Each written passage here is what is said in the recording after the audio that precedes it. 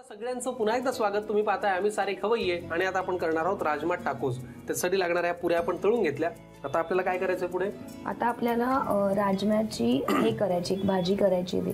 बर, पॅन गरम करत आपण ठेवलाय। सुरुवातीला काय लागणार आहे? आता आधी तेल टाकायचं त्याच्यात। बर, तेल गरम झाल्यानंतर मग कांदा टाकायचा। बर, आता कांदा आपल्याला एक गुलाबी होईल असा परतून घ्यायचा। कांदा परतून होईपर्यंत मला सांगा, तुमच्या सुनबाईंचा अदर ऍक्टिव्हिटीज मध्ये पण फार रस आहे, इंटरेस्ट आहे म्हणजे त्यांना काय काय येतं त्यांना अजून?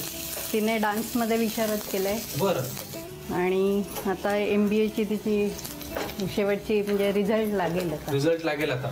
मला वाटतं कांदा परतून झाला, पुढे काय लागणार आहे? Tomato puree. बरं, त्या प्युरी मध्ये अजून काही घातलंय का?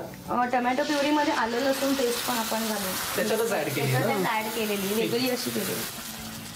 टोमॅटो प्युरी आपण घातली आणि त्याला उकळी आली। आता पुढे काय करायचंय? आता आपल्याला टोमॅटो सॉस घालायचा आहे, म्हणजे थोडा अजून डार्क कलर येईल। बरोबर। पुढे त्यानंतर आपल्याला आता चवीसाठी ऑरिगॅनो आणि चिली फ्लेक्स घालायचं। बरं, आता त्याला व्यवस्थित उकळी आलेली आहे आणि ते एकजीव झाले। पुढे काय करायचंय? आता राजमा घालायचा त्याच्यात। आता घालायचा राजमा।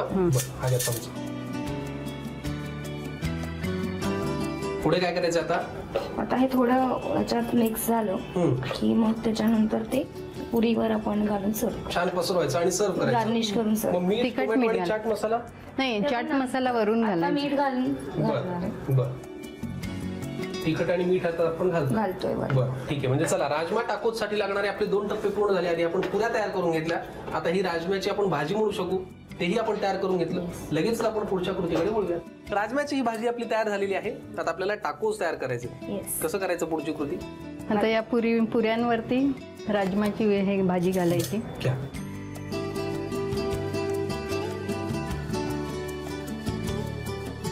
बरं, तर हे राजमा आपण व्यवस्थित पसरवून घेतला। पुढे काय करायचंय? आता याच्यावर कांदा, टोमॅटो, आता कांदा टाकला, आता टोमॅटो टाकते। पुढे काय लागणार? आता काकडीचा किस केलाय। पुढे आता चीज किसून घ्यायचं। हे आपण सुनबाईला करायला झालं। बरं, चीज पण आपण किसून त्याच्यावरती छान पसरवलं। पुढे काय? आता शेव घालायची। शेव, बरं। आणि करायलाही तसं फार वेळ लागणार नाही। कोथिंबीर आणि चाट मसाला। आधी कोथिंबीर घालूया का? ठीक, कोथिंबीर घातली। आता काय? चाट मसाला घ्या। हे नाचोस किंवा टाकोस जे पदार्थ आहेत हे मोस्टली थिएटरमध्ये आपल्याला सिनेमाला गेल्यानंतर नेहमी खायला आवडतात आणि ते तिथे छान लागतात फार त्यावेळेला खाल्ल्यानंतर। पण असे घरगुती केले की ते अजून छान लागत असतील, बरोबर ना? मस्त वाटतं। तयार झाले का टाकोस आपले?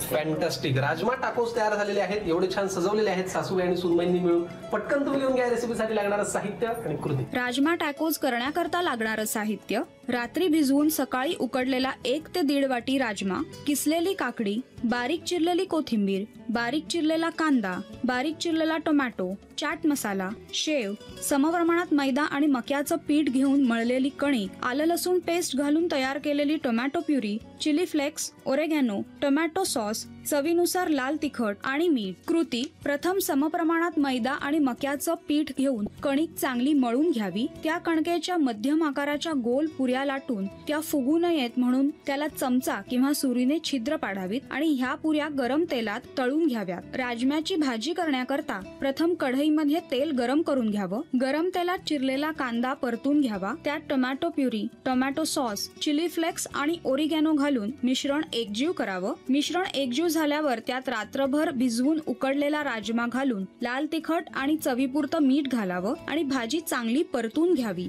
तयार पुऱ्यांवर राजमाची भाजी, कांदा, टोमॅटो, काकडीचा किस, किसलेलं चीज, शेव, कोथिंबीर, चाट मसाला घालून राजमा टाकोस सर्व्ह करावं।